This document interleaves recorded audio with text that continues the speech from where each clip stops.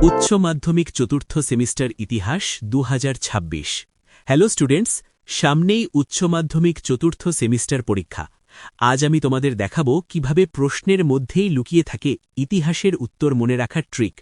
Just প্রশ্নের মূল শব্দগুলো দিয়েই আমরা ট্রিকগুলো সাজিয়েছি। কথা দিচ্ছি 30 সেকেন্ডে উত্তরটি তোমাদের আয়ত্তে এনে দেব। চলো শুরু করি। প্রথম প্রশ্ন 1, অহিংস অসহযোগ আন্দোলন সম্পর্কে একটি নিবন্ধ লেখো। প্রথমেই ধরো অসহযোগ, এই শব্দটা দিয়েই আমাদের ট্রিক। অপমান। 1919 সালের জালিয়ানওয়ালাবাগ হত্যাকাণ্ডের প্রতিবাদে এবং ব্রিটিশদের দমননীতির যোগ্য জবাব দিতে গান্ধীজি এই আন্দোলনের ডাক দেন। সহযোগ বর্জন। ছাত্ররা স্কুল কলেজ বর্জন করে এবং সাধারণ মানুষ বিলিতি পণ্য পুড়িয়ে দিয়ে স্বদেশী খদ্দর ব্যবহারের মাধ্যমে অসহযোগিতা শুরু করে। হিংসা ও সমাপ্তি। 1922 সালে চৌরিচৌড়া গ্রামে উত্তেজিত জনতা পুলিশ স্টেশনে আগুন দিলে হিংসার কারণে গান্ধীজি আন্দোলন তুলে নেন।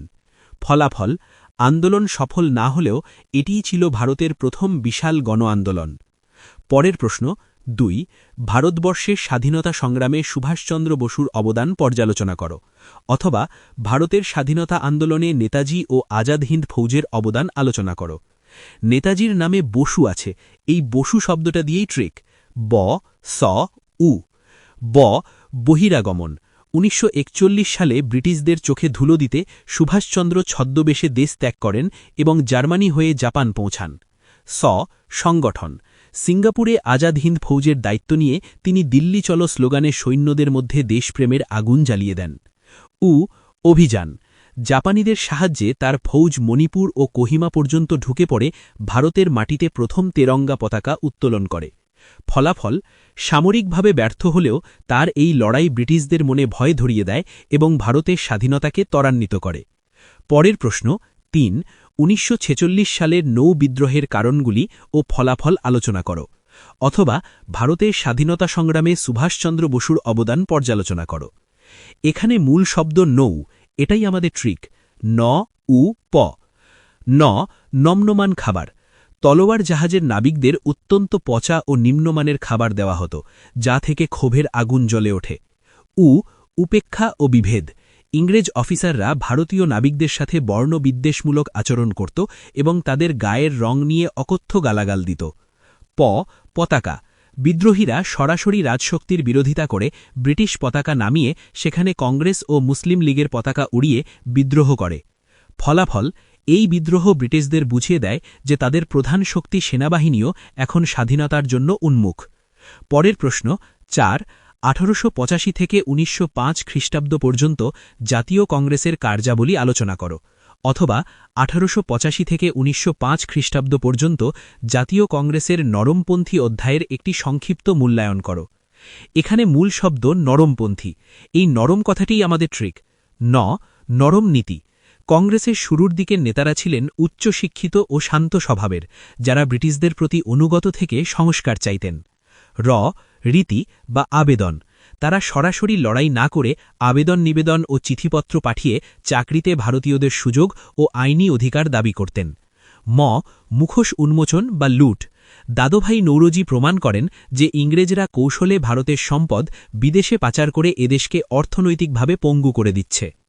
পরের প্রশ্ন 5, ভারত ছাড়ো আন্দোলনের ঐতিহাসিক তাৎপর্য ব্যাখ্যা করো এবং এই আন্দোলনে মহিলাদের অংশগ্রহণ সম্পর্কে সংক্ষিপ্ত আলোচনা করো, অথবা 1942 খ্রিস্টাব্দের ভারত ছাড়ো আন্দোলন সম্পর্কে একটি নিবন্ধ লেখো।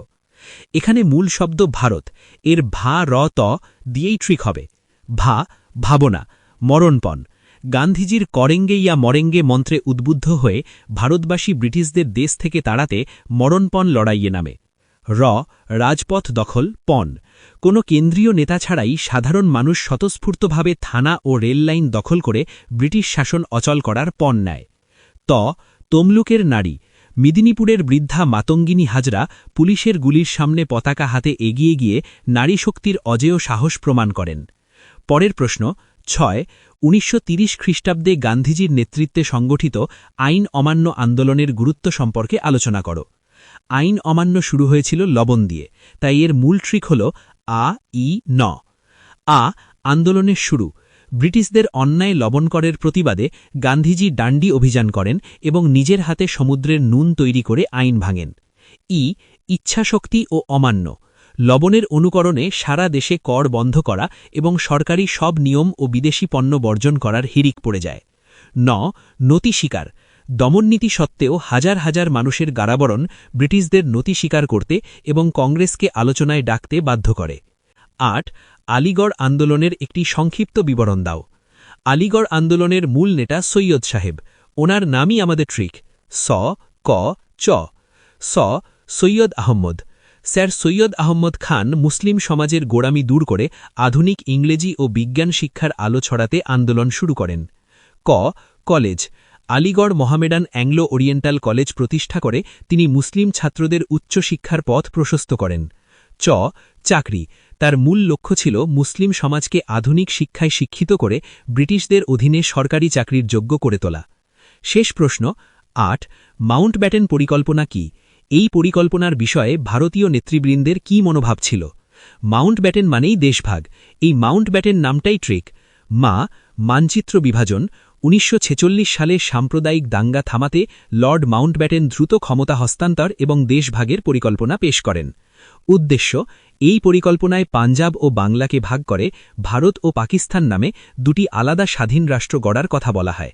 নেতৃবৃন্দের মনোভাব, রক্তক্ষয় ও দাঙ্গা থামাতে নেহেরু ও প্যাটেল অত্যন্ত দুঃখের সাথে ও নিরুপায় হয়ে দেশভাগের এই তিক্ত সিদ্ধান্ত মেনে নেন। ব্যাস, দেখলে তো, প্রশ্নের নাম দিয়েই আমরা ট্রিক বানিয়ে ফেললাম। এবার পরীক্ষার খাতায় প্রশ্ন দেখলেই এই ট্রিকগুলো তোমার মনে পড়ে যাবে। ভালো করে পরীক্ষা দাও। ভিডিওটি ভালো লাগলে একটি লাইক ও সাবস্ক্রাইব করে আমাদের চ্যানেলের সঙ্গে যুক্ত থেকো। All the best.